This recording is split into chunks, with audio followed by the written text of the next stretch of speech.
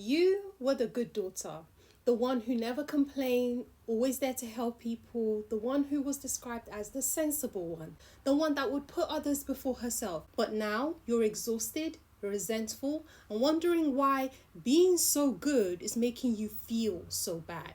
Today, we're going to uncover something called the good daughter trap and why it's stealing your peace, and actually why Islam teaches something different.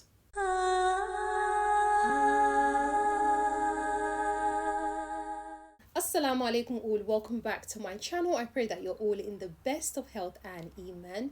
If you are new, welcome. My name is Nafisa. I am a certified relationship and trauma informed coach. But it's not like I am at a life stage where I'm carrying so much emotionally. I am so stressed. I feel like any more thing added, it's going to break me. But you insist on carrying more because you're trying to prove that oh my God, I'm such a great daughter. If your parents are having their own emotional difficulties and challenges, you make the offer them, you help, you guide. But as the daughter, it's not your responsibility to carry that emotional burden.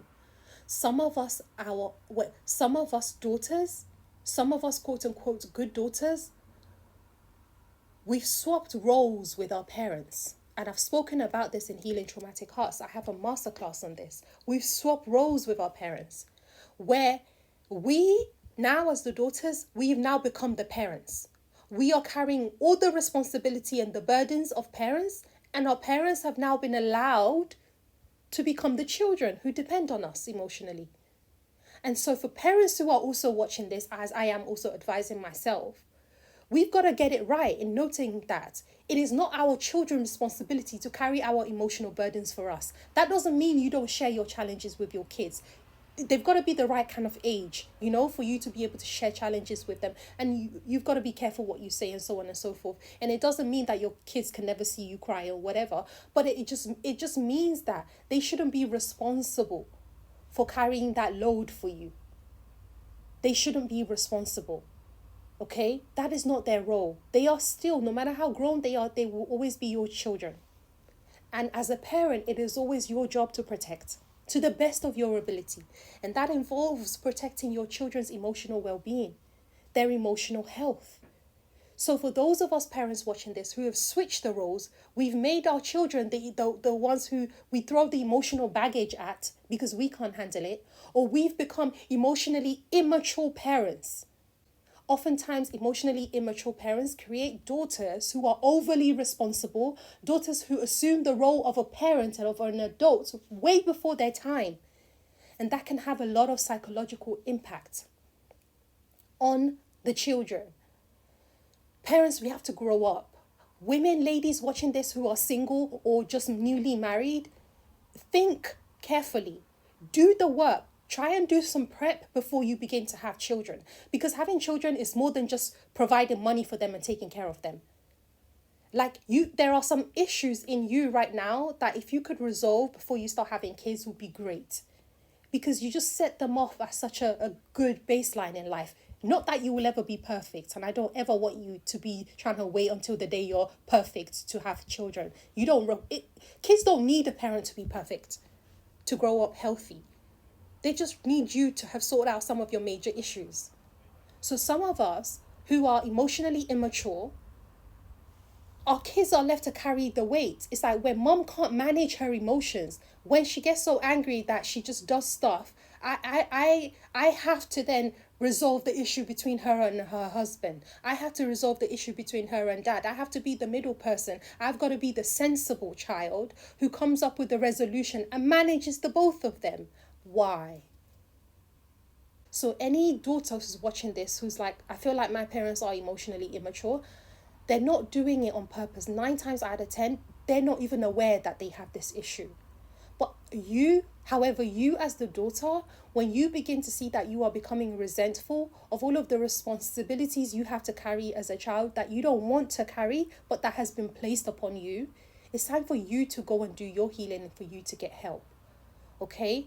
Islam encourages us, like I always say, to be as good to our parents as we can be, right? And I always say parents, they do the best they can with what they have. No one is perfect. No one comes out of their mother's womb knowing how to do life. So if your parents haven't gotten some things right, they're humans.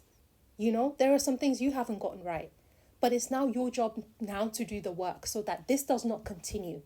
Going back to my point, some women have become so good at anticipating other people's needs that they have completely forgotten their own. They don't know what it's like for them to even have a need. They don't know what they want out of life. All they know is that they've always been the one to always save and rescue other people and help other people, and they are quite happy doing that. Until something happens, then it reminds them that actually I don't want to be in this role anymore. I don't want to do this. This is not what I really want. But for some of us, we're so used to the pattern that this is just who we are. So in sacrificing ourselves in this way, a lot of us assume that us sacrificing ourselves is how we show love to others. Like, we prove we love others by being able to sacrifice for others. Now, if that's how we view love, really deep down, that we have to sacrifice, that means we love somebody. If that's really how we see healthy love, we will always operate in those ways. And it will always mean that we will never feel like we're fully able to love someone until we're willing to sacrifice something for that person. Now, again, how far do we go with the sacrifice? When we feel like complete self-sacrificing is true love, then we will exactly do that. Now, what that sometimes does to us is we begin to measure our worth by what we have been able to give up. So if we want to go and do deep work about our self-identity, we may begin to then find that, oh my God, my self-identity is actually deep-rooted in how much I've helped other people defines who I am, defines how good I am. The more I've sacrificed myself to help other people, the better of a person I think I am, the better Muslim I think I am, the better daughter I think I am. So what does that mean? It creates a relationship pattern where in your relationships, be it with your parents, your spouse, whoever, you will always be overgiving as a way of trying to receive love.